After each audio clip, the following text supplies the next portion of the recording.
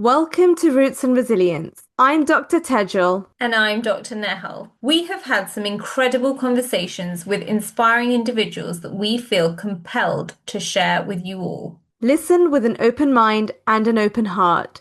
You never know, you might just pick up a pearl that might spark something in you. Enjoy. Welcome to another episode of Roots and Resilience. We are thrilled to have Dr. Leanne Branton joining us today. Leanne is based in Edinburgh, is a multi-surgery practice owner, implant dentist and mentor, and founder of the Diamond Smiles Foundation. Welcome, Leanne. Oh, thank you for having me. Thanks, guys. We are so excited to have you for a multitude of reasons. Firstly, being a female implant dentist, amazing. Um, let's roll it back right to little Leanne. Tell us about little Leanne. Gosh, little Leanne, she did not want to be a dentist. That never featured. So I don't come from a family of dentists. There's nothing in my past. And I actually wanted to swim with dolphins and be a marine biologist. That was the dream. And I remember getting to a point of having to pick what I was going to do. And I'd love sciences. I was very fortunate to be academic at school, so was on track to get good grades. And it was my dad sat me down and was quite like, I know you like dolphins, but I don't think that's going to pay the bills. And your options are medicine, law, or veterinary. And what would you like to do? And I was like, or medicine, dentistry, law, and veterinary. And I was going, um, at the time, I was getting lots of orthodontics. And genuinely, that was it. I was like, well, this is pretty cool. And I thought I wanted to be an orthodontist, which in retrospect, no disrespect to orthodontists, but realized very quickly that was not my niche. So went to do dentistry. And I can't say that I loved it. And I think anybody who knows me knows this. I was voted the person most likely to leave dentistry at the halfway ball. I was very nearly asked to leave dentistry because of my lack of participation. I mean, I know this sounds ridiculous given where I've ended up now. So yeah, it wasn't a journey of love in any way, shape, or form until I went out into practice, until I got to start treating patients, and that was the bit that I loved right from day one, right from VT. I remember it, getting to have that relationship with people. And even in NHS, where it's like every 15 minutes, I just loved getting to know people, getting to find out about them, to getting to help them. That was massive. And then, luckily, when I found implants, it just grew from there. Yeah. So I feel very fortunate because I think there was many times I could have walked away from it or not ended up here. And I feel so lucky to look back now where I am and to still be here practicing dentistry. Yeah. That's incredible. And thank you for being so honest. So, Um, well, I just wanted to ask when you were not enjoying it and you were having mm. those patches through your degree, you could have just walked out and called it quits and, taken another path. What made you stick at it? I think so complete transparency is that, I came from a family that had worked very, very hard to get me to a school where I was able to get the grades I'd been to. I knew how much time, effort, money my parents had put in and invested in me. I'd been really fortunate to get a bursary as when I was at school. And I think there was a big part of me that just thought I couldn't let everybody down. And that's, I'm not saying now that I'm 45 and I've got a different level of experience, that that's the right thing to do. And I want to make that really clear. But at the time, as a early 20s, late teens, early 20s, I think if I'm truly honest, that was probably the pressure I was feeling was you can't give up. Look how much people have sacrificed for you. Look what people have done for you. You just have to keep going. And I think for a lot of people, 'cause not everybody enjoys dentistry, let's be honest. And I think in that 5 years at uni, I think once you get past a certain point, there's an element where you go, well, there's no point in me stopping now. I may as well finish the course. And, you know, that I think that drives a lot of people to finish the 5 years, rightly or wrongly. And then for some of us, we realize that general practice or practice or whatever is actually where we should be. And it's the journey that's got there that's been tricky. So, but yeah, I think it was just the feeling of guilt, not wanting to quit, and pressure from other people, I think, if I'm honest. Yeah. Yeah, no, I think a lot of our listeners would resonate with that, Leanne. Genuinely, I think Nell and I perhaps maybe can to some degree, like when you feel like there's other people who've sacrificed Yeah. for your betterment, you obviously feel that you owe it to them at least to persist and Yeah. persevere. But clearly, on the other side of it, on reflection, probably that, it worked out well for you. So that's amazing. Yeah. Um, you bought practice quite early on, from what I recall. Or Very how good. did that come out? Like, you love practice, then did you know you wanted your own? No. So it's a simple. So if you'd asked me in BT or even like the year after BT, I didn't. There was no ambition to be a practice owner. It hadn't actually crossed my mind. Again, it shows probably the stigma of the time that I was in or when I was doing this, but I thought it was for older dentists who'd worked 20 years in one practice and just naturally bought in. Like that was the belief wrongly that I had. And again, God, I'm being far too honest in this podcast, but I may as well be, is that at the time I had a boyfriend whose entire family were entrepreneurs. They all set up a million different businesses. They were, some of them successful, some of them not. And when you spend every Sunday lunch with people saying, well, when are you setting up your business? When are you setting up your practice? Something filters in, you hear this voice. And then my dad he got excited about this and he contacted me one day to say that an old doctor's surgery, which was in the area where I grew up, so I knew it really well, had gone on market. And I went along. I viewed it. It was full of patients. I couldn't even see in the rooms. It was disgusting. It was revolting. And I thought, well, yeah, I may as well put in an offer. What's the worst that could happen? And the offer got accepted. Wow. I will never forget getting that phone call. I was driving up north to Abbeymoor and I was like, oh, and it was, I didn't even have a loan from the bank. I didn't even own my own flat. I was like, okay, brilliant. So, yes, and I talk about this now that I genuinely think naivety led me to that completely, 100%, being too mature and being naive. However, once it happened, you have no option other than to either fail miserably, give up and fail, which for me just it's just not an option, it's not my nature, or you just get your head down, you learn the hard way and you make it work, whatever you have done. And so I say that now that I think you've got to jump first. Like, because Mm. if I hadn't done that, if that hadn't happened to me, I may have never bought a practice. I may have always been an NHS associate somewhere. And I'm not, again, no disrespect to them, but whether I would still be practicing now, 22, 23 years later, whether I'd still be satisfied in that role, I don't know. I don't know. So, one, I believe things happen for a reason. And two, I believe that if something tough happens to you, part of me is like, just get your head down and actually ride the storm, get through it, because there's probably something amazing on the other end of it you just haven't realized yet. So, Yeah, it's the yeah, beauty of not also thinking too hard sometimes yeah. and talking yourself, because you're going to talk yourself out of it. Mhm. And I There's think always a reason. lot Hmm. of us, a lot of women especially, have this tendency to overthink Yeah. things. And the number of times even I don't know what, just small things, I think it's a great idea and I have this, and then suddenly that voice in your head starts getting really loud, and then you realize, oh, that's a terrible idea, and you just never go ahead with it. And then how many of those things never come to fruition? I just, you don't want even want to think But about you it. know But what's also interesting about your story, Leanne, is how you very candidly said, and thank you for your honesty. We love this All raw, right. authentic openness.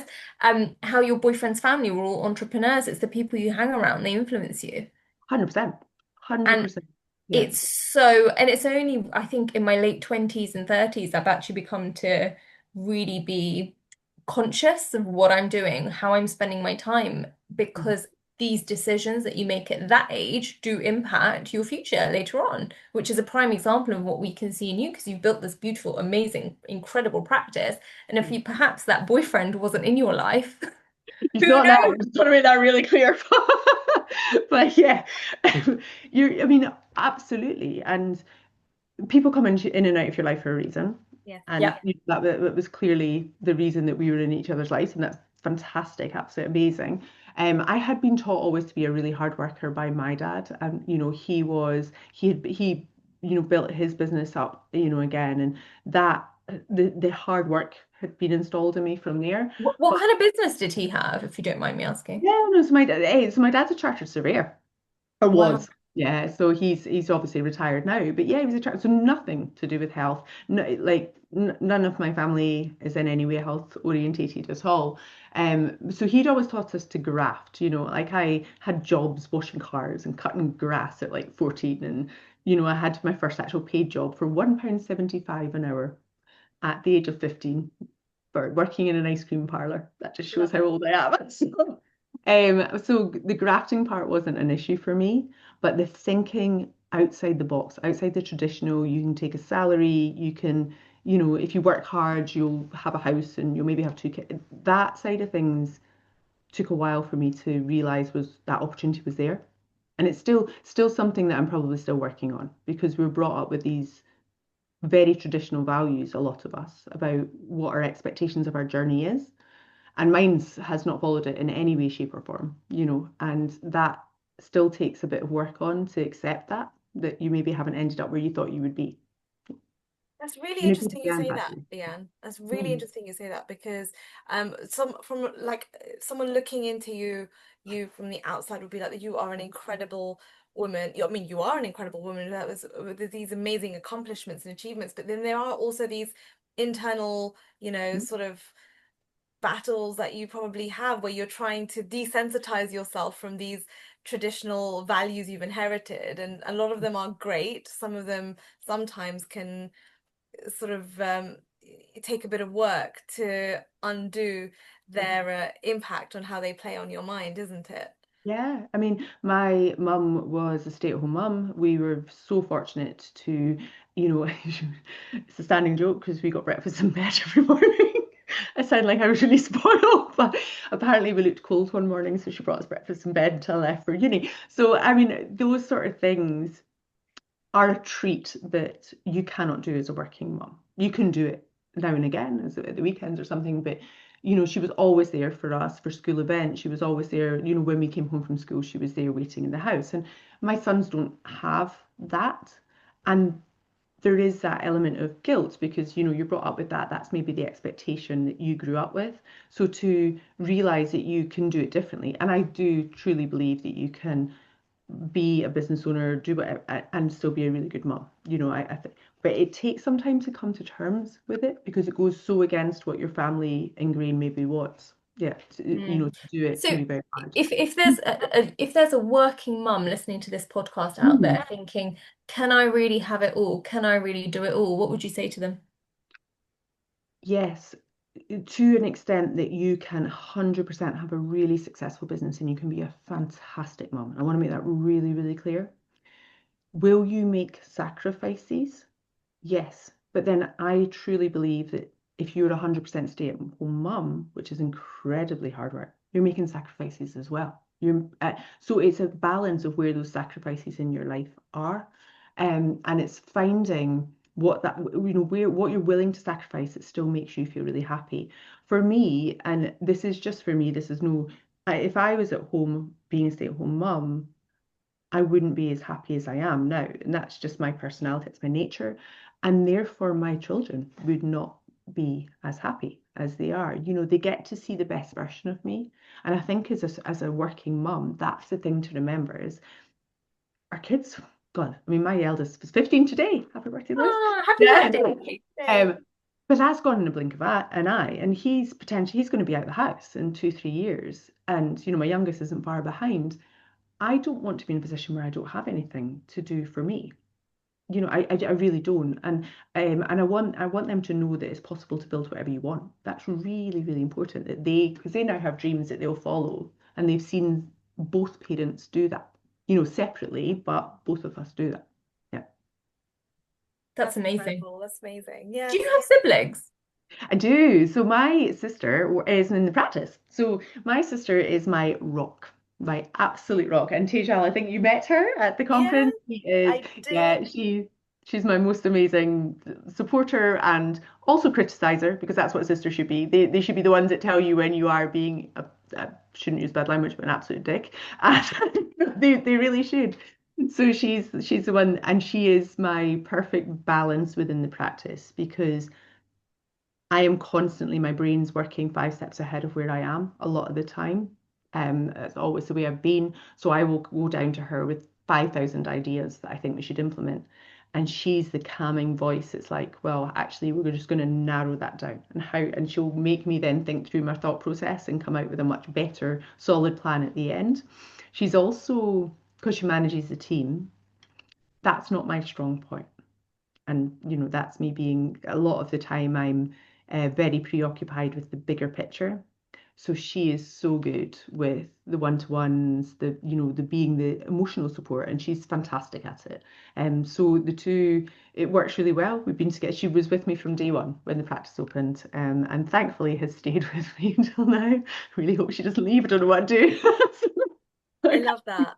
We've always toyed about the idea. I mean, we host this podcast together. We do Yeah. a lot of projects together, and it's great. But we've always toyed about the idea with that if we were to go into business together as two siblings, we would Mhm. not want money or a professional relationship to come in the way of our relationship. So, what would you say to people, maybe, or siblings, partners? Like those collaborations that you see in the dental world. Like, what's your maybe top tip to ensure that your relationship does not your personal relationship is Mhm. not affected negatively from your professional relationship? Yeah.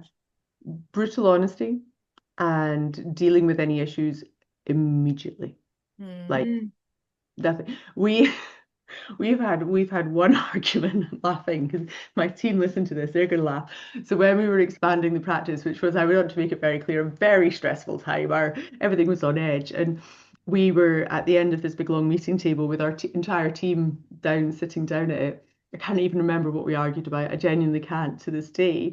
But it's the first time that the team ever, and first and last, saw us have a proper sibling fall where we both forgot who was in the room and we just stood up, like both shouting at each other and, regress to your teenage years. But when we were now 18 years in the summer, it's happened once and it was under immense stress. Most of the time with it, Amy and I, it's a case that we do talk very honestly to each other. We're not afraid to offend each other most of the time. And please don't get me wrong, of course, there's times that we don't agree, absolutely.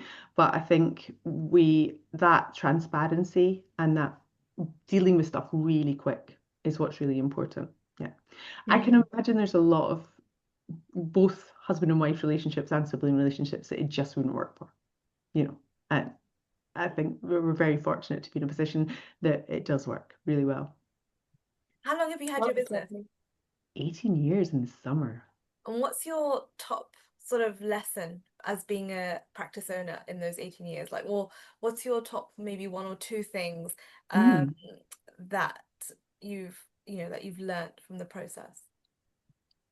You need to react really, really quickly to whatever, positive and negative. So, we were definitely not the first people like to get involved, but we were quick to jump on things like digital dentistry, which transformed the practice. So, we react quickly, we take risks, and I'm very comfortable with taking risks in But where everything. does that come from, Leanne? How, well, like, is it you've always been like that? I think there's a part of you that there is an element that's in your nature.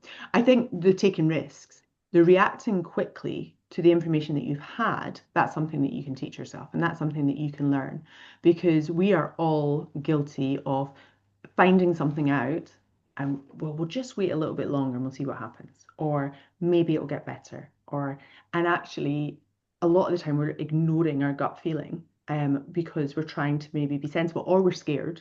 That's the other thing. So we're trying to put it off. We're trying to ignore this. And I very much try and listen to how my body's feeling. If something doesn't feel right, you have to act on it. And I know I've always acted on it with speed. So if something bad was happening in the business, we would react very quickly. COVID being the example, you have to be very proactive. You need to be involved. You can't sit back and see what happens. And when you do that, the opportunities they really start to open up. The other thing I would say is to say yes more. We've talked about this before. I now have a bit, unless there's a really, really good reason to say no, if there's anything that's potentially exciting, anything that's potentially going to push the business or my personal, professional journey forward, I say yes. Worry about the details later. You know, so it's Like when you put an offer in. yeah, exactly. Yeah, and So things work out. Things work out, I think. So but I think, I love how you say things work out. I think the level of self-trust and maybe inner self-confidence you have, Leanne, is phenomenal. And I know that that's one of my like goals long term is I feel like I'm very outwardly confident, but it's about, trusting your inside and being like, you know what? I'm going to go for this. And whatever happens, I know I'll be able to deal with. And I do think that's a skill that we can build. But I suppose you only build that by taking those risks and just seeing them through. But it's also Um, about, sorry now, but also just to add on to what you're saying about decision making, right? Like being okay that you're not going to get mm, every decision right, but I'm just going to make a decision and I will bear the consequences. If it's great, fantastic. If it's not, we'll learn from it. And I yeah. think that speed you're talking about comes from being able to make decisions fast. And I think that is also, I think, a skill that you can potentially work on and improve. 100%, 100%. You can, these are things, and they are exactly that. They are skills that can be taught and can be learned, and there are, incredible coaches that can help you with things like that. I think, as a business owner, what's really important to realize is that a lot of business or owners of any business, and I don't just mean dental practices, we're in the minority. The majority of people are not, they don't think like an entrepreneur, and thank goodness, because we can be nightmares. So we don't want a whole society of people who are thinking along those lines. But what we do need to do is, if we're the person at the top, and this is something I've learned in my practice, is I talk about the fact that I'm happy taking risks, I'm happy making mistakes, and because that's what's comfortable in my personality, I need to make it really clear to my team it's okay for them to do it as well, to give them permission. Because a lot of them, it won't come natural to them. They don't want to do it. They don't want to speak out. They don't want to be seen to be wrong. And we've really tried to embrace that culture in the practice. And not everybody will get on board, because there's people who it's too within them, they do not want to rock the boat, and you need them in your team as well. But what you want is those people that are maybe holding stuff back, you want that to come out. You want to find out what they're, because their ideas are often the ones that drive stuff forward. And so giving them that permission to be part of this group where it's okay to be wrong, Hmm. that's really crucial. That's so part of embedding it in when your in your culture, isn't it? And I Mhm. think that is top down thing. Yeah, yeah. so And they when see you're me mess up recruiting, all the time, so it's like, oh, it's fine. when you're recruiting, Leanne, because obviously Yeah. you recruit probably all kinds of roles, right? Like the dentist, the support staff, the nursing team, managers. What do you look for? Because CVs So can come yeah. through, right? It's more kind of the interview. Everyone knows that. It's like it's the vibe, it's how you feel, how someone presents themselves. But is there something that you look for, or instantly you're like, I like this person? Yeah. So one, we're very fortunate. We don't recruit a lot. I'm really lucky to say that. So the times that we've had to recruit have been when we've expanded, and I'm really grateful for that. Like, my team are more than I could ever have imagined, and there's like 35 of us now, so it's not a small team, and I'm very each and every one of them is brilliant. We split the roles. So I deal with clinician recruitment, and my sister deals with support staff and everything else recruitment, because I think we're probably looking for different things in those roles. Um, I It's really important to me that my clinicians in the practice are really forward thinking. They I want them to really care about what they're doing. I don't want them to just be doing a job for the sake of it. That's really important to me, because we are looking after people, so we should really want to do what we're doing. And I do think that people are better once they find something that they're honed in on. And that's not to detract from general dentists, but even general dentists have something they love and they tend to be really good at. So I'm looking for guests for different skills. Amy's very much the support staff team is much bigger. So a big part of that comes into actually looking at characters and how they work together. And we've talked about personality profiling, and it's something that does come into play, because we do look at the team as a whole, and then what do we need. So we'll sit down and discuss, if we're recruiting for a receptionist. Okay, well, these are our current receptionists. What's going to complement that? What's going to work well? And Hmm. that comes into play a lot, because when it gets so big, it's really dangerous to bring in somebody that's complete curveball.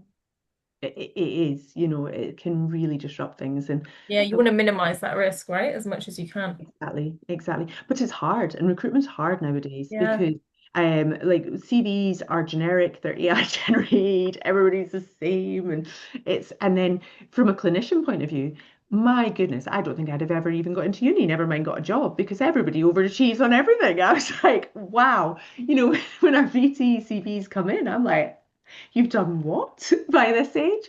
So, I mean, people, bless them, what teenagers are having to do nowadays to get into uni it's unreal. Absolutely. I mean, in our day, we were lucky if you had 4 A's, you were in. It's like, on you go. It's a completely different landscape now, Leanne, Oh, honestly. Hey, are you enjoying this episode? If you are, you might love our monthly newsletter. It's where Nehal and I share podcast updates, community news, upcoming events, reflections, ideas, and some fun extras.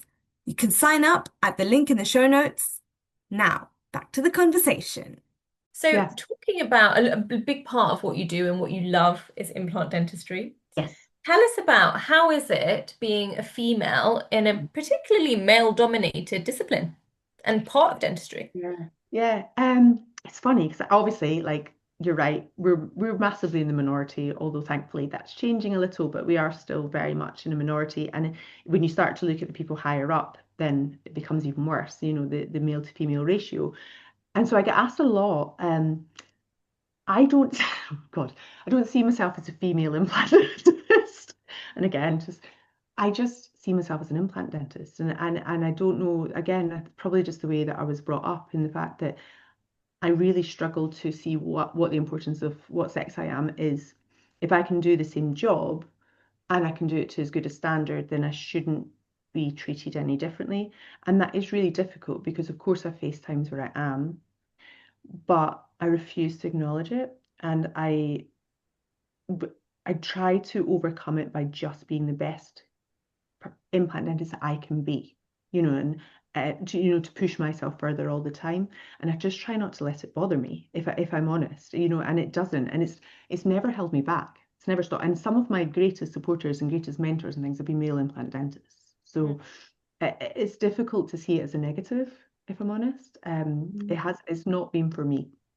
Good. No, I'm really pleased to hear that. And I think there's still something about implants, and you may disagree, you may have other thoughts on this, but there's something about implants. I think maybe women just feel like, oh, can I do it? Is it for me? Do you find that, or do you find in your mentor program that you're finding more and more females coming through?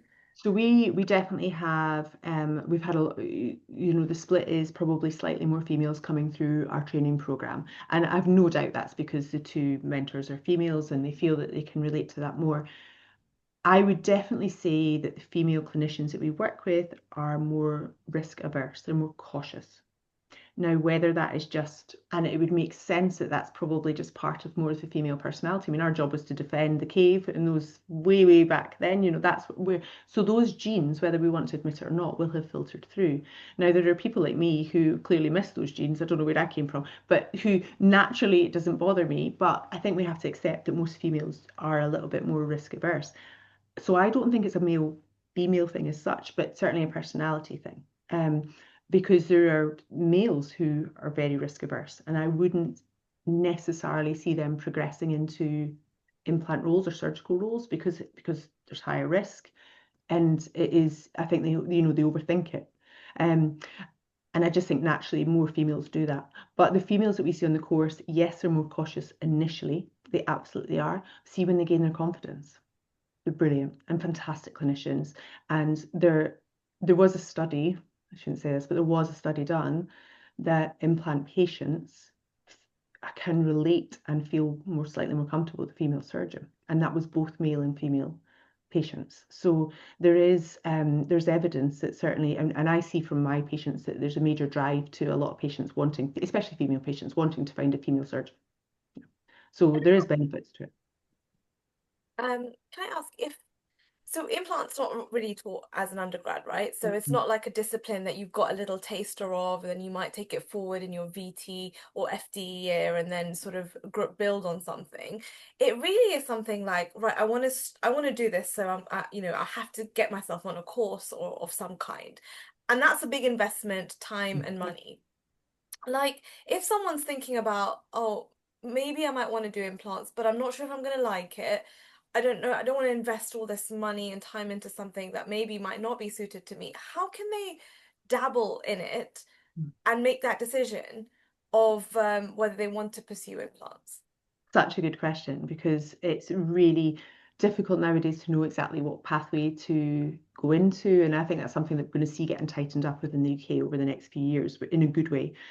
My advice, if you think it might be something that you are interested in, is to immerse yourself in that environment. So I certainly know that myself, and I know loads of live-in dentists, we are delighted to have people come and shadow us. We love it. There's a bit of us that love showing off. You know, we want people in the room. And so the first thing I would say is to spend a lot of time. And yes, that's time out of clinic or whatever, but if you've got days off, reach out, go and spend some time in practices and see what it actually entails. I would also say to do a really good restorative course. Start restoring them in practice, which is a really safe way of starting to immerse yourself again in the implant world. Most people know fairly quickly if it's something they want to do, they enjoy it or not. And if it's something you then want to take further, it's about finding a course that gives you a lot of hands-on experience in a short period of time.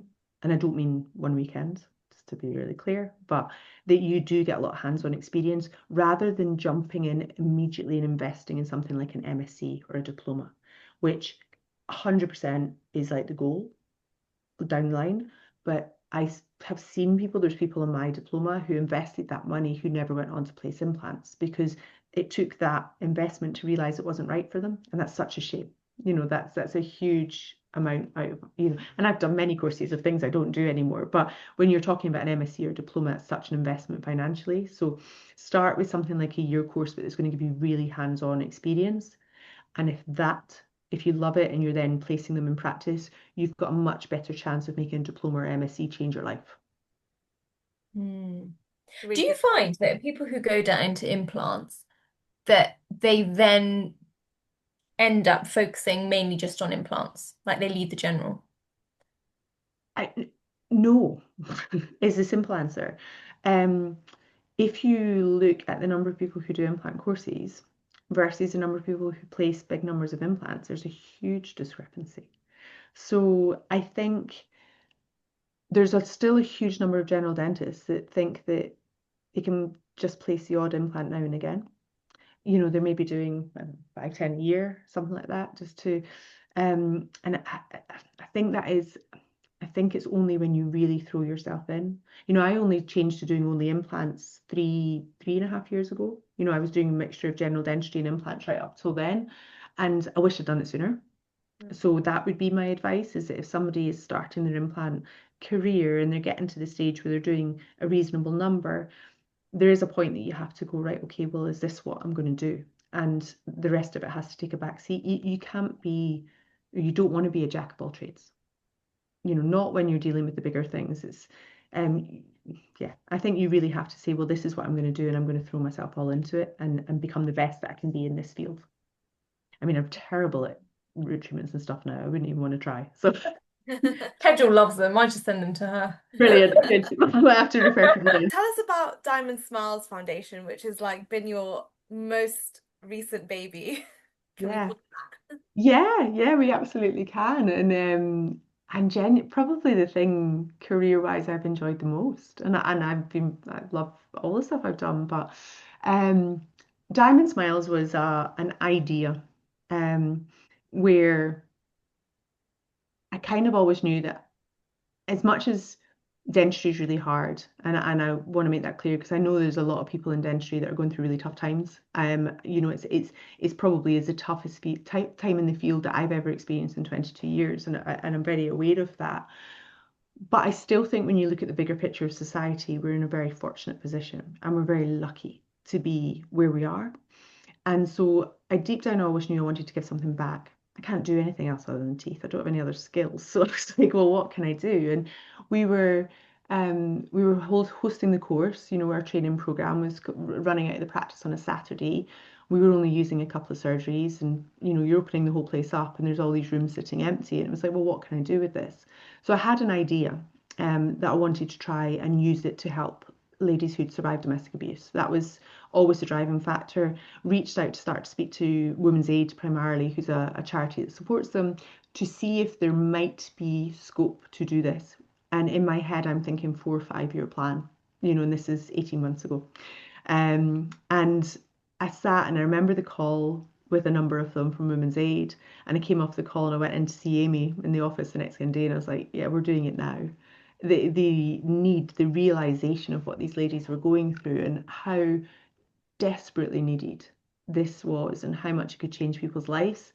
It just was right, we need to do this. I'm not waiting 4 or 5 years until I feel ready.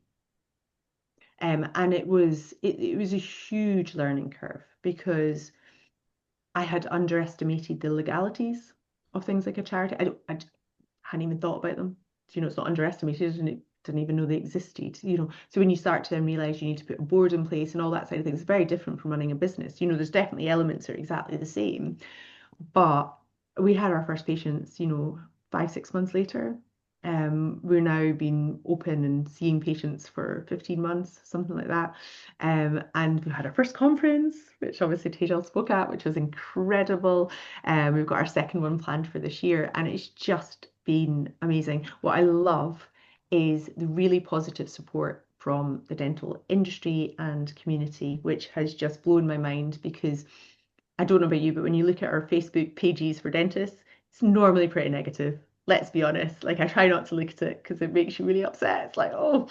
And then to put out that I was doing this, to take that gamble and then to have such support. I mean, we've got like over 50 volunteers, and that's just for Edinburgh. We've not branched out yet. So we're just like that's amazing. These people that give up their Saturdays to come and help these ladies, the dental companies that sponsor, it's just been amazing.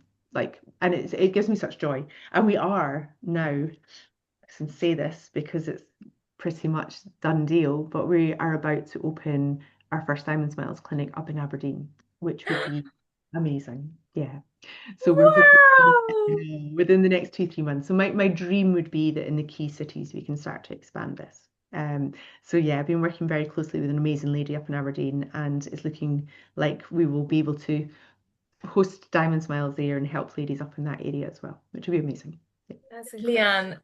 that is phenomenal. So That is phenomenal. clearly there's something so inspiring about this concept, about the initiative, but also someone also the person behind it, which is you, that people are just drawn like a magnet to want to support and help. And I think that really is that's really such an art to be able to, get people excited about an idea and a subject and want to devote their time to it, just out of the goodness of, you know, of their hearts and just for the betterment of society. And I think I'm super excited to see where it goes because, like we talked about speed, and what speed is that? That is, if that's not lightning speed, I don't know what that is. In 18 months, how much what you've achieved. I think it just goes to show, guys, like if there's anybody listening who's got an idea, just get on with it. Just crack on with it, and it's just amazing how it just picks up momentum. Um, and how much is possible. You sometimes think, that you, like you said, that you still had legalities and things to deal with, but it's just amazing how you've navigated that. So, what has been your biggest sort of personal revelation over this experience? So I'm going to laugh because I'm going to say I'm a pretty optimistic person. I'm laughing as my sister listens to this and be like, no, she's not. I'm the optimistic one. So there'll be a bit of a discussion, I'm sure, about this comment. But what I've really loved over this time period is that I've really genuinely got to see the best in people, whether that be the ladies coming in and seeing their bravery, hearing their stories. I mean, these are ladies who have taken that unbelievably strong step of walking away from something, and they don't see themselves as victims. They see themselves as incredibly strong ladies, and quite rightly they should. To walk away from something like that takes a lot of strength. But then to see the goodness of the people involved, to see, people who volunteer to be part of the the conference, the black tie, everybody, you get to see the best in people, their best parts. And that's lovely because when you're surrounded by that, when you're surrounded by goodness and giving and, people wanting to help, it gives you a really positive environment to grow in yourself. So And it's, this is the core of human nature. We are meant to help. We're meant to collaborate. We're meant to be kind. We're meant to work together. We're like harvesting and things in the forest back in the day and stuff. And it is so beautiful. And I do think the profession does need more of this. Opportunities where people can genuinely just volunteer their time, where there's no other kind of transaction involved. And I think that's actually so good for your soul. Mhm. I totally agree. I totally agree because the volunteers they don't get anything else, at all. It's not and again I have volunteered to go to Peru with Vine Trust, which was incredible. This was many years ago. But I went because I wanted to go to Peru. I'm going to be totally honest. That I and yes, I gave my time and that was an amazing opportunity. But ultimately, I got to go somewhere exotic, and I got to and they get to come to Edinburgh down the road on a Saturday when they should be having time off, and they still do come and do it. And I love that. And we've got people that come really regularly to do their shifts, and I'm so grateful to them. I can't state that enough. Like we couldn't do it without them. It would, yeah. It's phenomenal. Wow. Thank you. Thank you. No, it's fun as well. I enjoy it. Where do you see yourself in 10 years' time, Leanne? Like, what, On a what was... beach, retired. I can't imagine you retired though, Leanne. No, I You're don't like think two and a half an Leanne, hour. yeah, retirement doesn't suit you, Leanne. No, Do you not retirement, but think? on a beach. I can't. I mean, maybe for a day, but Yeah, with a laptop on my lap, thinking yeah. of it busy. God, I don't know. Um, I don't know. So there's me being honest, and this is actually probably another big thing is that I actually don't tend to plan very far ahead. I never have. If you asked me 10 years ago if I was going to be public speaking, if I was public speaking would be the big one. That was my massive, massive limiting belief. I got asked to do it probably about 10 years ago, and my answer started and ended with the letter F. It wasn't happening. I was like, no chance am I doing this. Um, so for me, at that point, 10 years ago, Leanne, I would have said, no chance is that my life. My life, that is now a huge part of it. So I don't have a clue where I'm going to be in 10 years. And actually, I quite like that. It makes it Yeah, exciting. that Yeah. is really So exciting. I'm just gonna ride the journey and see what Just gonna happens. roll with it. So you say Yeah. you don't plan like big chunks. Do you have like a 6 month plan or a year plan, or you just don't plan really? Business wise, yes. Yeah, business wise, yeah, Yeah, personally. business wise, we do. Of course, we do. But actually, still quite a flexible plan to the point that there's been so many things. We in the time that we've owned the business, we dealt with the big financial crash, we dealt with COVID. Sometimes you assume that a member of your team is going to be with you forever, and they don't for whatever reason. Things happen that you cannot predict or plan. So you need to be able to roll with those punches as well. But personally, no is the honest answer. And thank goodness, because my personal plan did not turn out the way that I thought it would when I was early 20s. And I try not to think too much about it. I focus really on the day and enjoying the present. And I'm sure Kung Fu Panda does a quote about that, but like, but I really try to just enjoy because you don't know I might not be here in 10 years. Like, re that's the way to, so there's no point in worrying about what I'm going to be doing then. It's like, okay, how do I make tomorrow amazing? Love that. So positive. Right. Well done, Leanne. Oh gosh, I love it. This conversation is just making me so excited. Oh, thank you. Thank you. So, I mean, I think it's important to say that it's like nothing goes smoothly. I don't want to be like, I've been so lucky, of course, everybody, you're going to have really tough times. We Yeah. all do. And it's about finding the resilience to come back from it and to take, something bad that's maybe happened to you, but actually to turn it into something really positive that's going to cause a lot of joy in the world. And I think that's been so important to me to be able to turn anything that has happened in my life around and to try and see the best in it and then grow it from there. So I don't want anybody thinking that anybody has this all singing, all dancing, perfect life No, because no, and it doesn't No. exist. And I doesn't No, think it? I think it's something you have to remind yourself of actually, that Mm, every single person, whether you meet in real life or whether you see online or you're following their journey online, they are battling their own battles behind mhm. the scenes that no one knows and that you never know, that you never see. And Yeah. those invisible battles, I think we have to be able to have enough grace to be able to celebrate the things that are going well, but recognize that's just, that is just one side of the coin, right? And those challenges are universal, and I think we just have to be kind to each other and understanding and not assuming Yeah, as well. But I think absolutely. Yeah. like apart from reframing things that have been challenging or hard or bad, and use that to fuel your growth, what else has really supported you or helped you during those when times have got tough?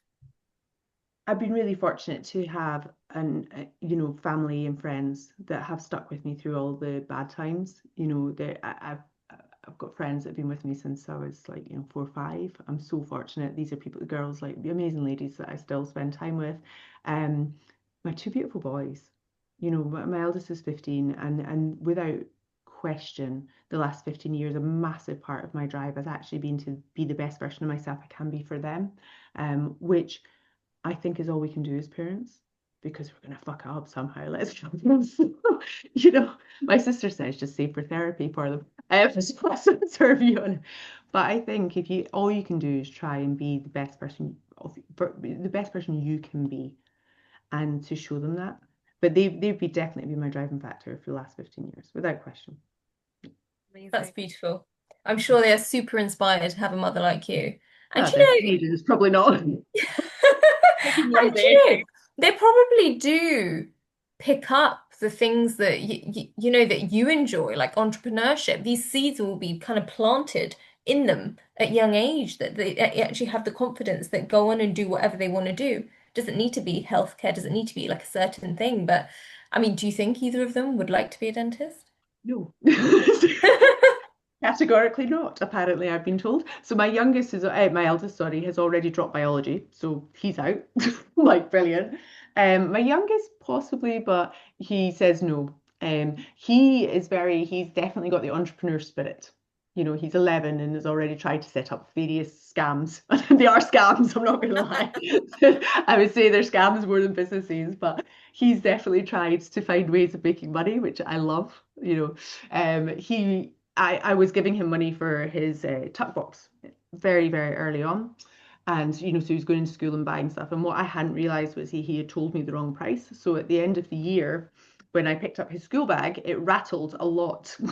And he had saved a year's worth of the extra money that I had been giving him that he hadn't actually. Wow. He hadn't Yeah, blown it on he did a bit sweets of a or mistake by not something. hiding it, but I had to kind of admire the entrepreneurial spirit there, although whether that was ethical or not is a whole different ball game. But he was only 5, so we'll give him a little bit of grace on that.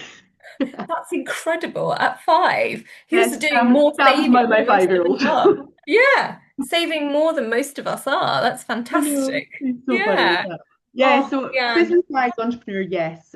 Dentist, probably not.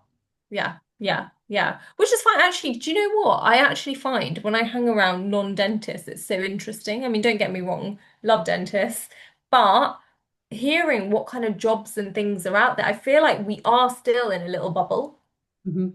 And I think you there's know? still I think it's really important that we do break away from this. You have to finish 6 year, you have to go to uni. So it's certainly the way I was brought up. You have to get a degree in certain subjects because then you're going to be successful. And actually, there's so many people nowadays who show you that that's not the case. Yeah. And there's lots of different routes and pathways and journeys that you can take to being successful and more importantly, happy. Yeah. So I think I would like to see that stigma break. And it will be difficult for me because it's still probably ingrained a little bit in me. So if both my sons turn around and say, do you know what, I'm not going to go and get a university degree, I think this will be a bit of me that goes, oh, hang on, is that? But I'm going to have to try and be really open to that, because I think the world is changing, and see Yes. what happens. Yeah. Hmm. Absolutely. And I think I've had this conversation before.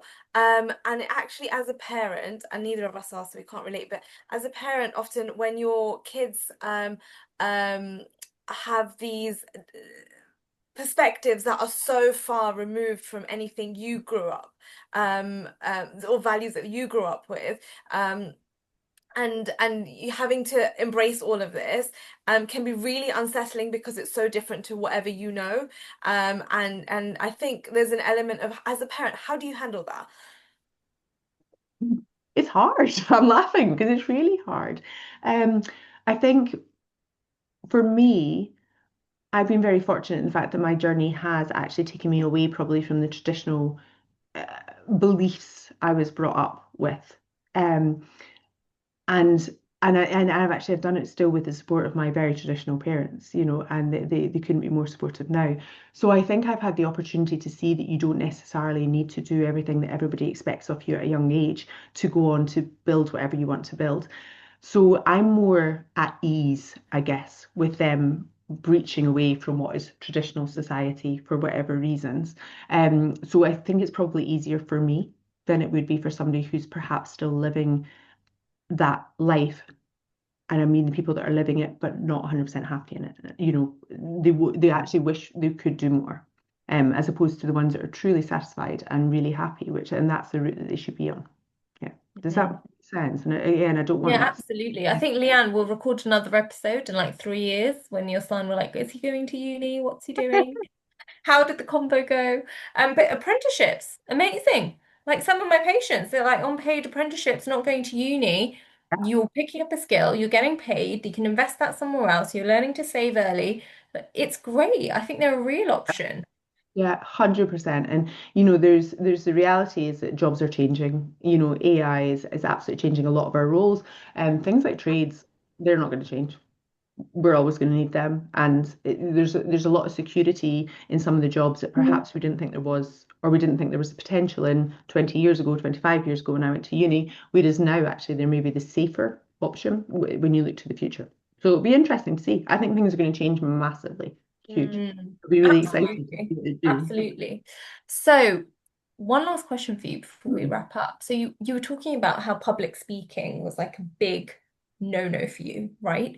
And just before we got on the call, obviously we were chatting. We know, Leanne, you do amazing, phenomenal talks, public speaking everywhere to dentists and non-dentists as well. What would you say to anyone with any limiting beliefs in their mind about I can't do X, I can't do Y, it's not for Yeah. me, it's not me? So every single thing can be taught. There's a little bit of an element, but I have been taught how to speak, how to public speak by various people over the years. I was given an amazing opportunity by a dental company a number of years ago that genuinely has changed my life. I was also put in a very uncomfortable position where I was told I was going to do a talk by another dentist, implant dentist, who knows if he's listening to this, who he is, and he remembers it to the day that the colour drained from my face. And that was the first one that I had to just do and get over with. We are all capable of learning skills like that, but it's believing that whatever it is that we're telling ourselves, I can't do it. I'm never going to be a public speaker. That's just a story. Just a story. It's not fact. It's not true. It's not real. Like you can train to be the best at anything you want to be if you're willing to take that risk, take that step, and then to work hard. That's it. Beautiful. Yeah, I don't know if I'm convinced I'm going to be the next best spider catcher. Yeah. I think with that I'm very happy delegating that. I don't but no, That's Yeah, like I'll boring start to I'll do start it. charging. I should have a call out charge.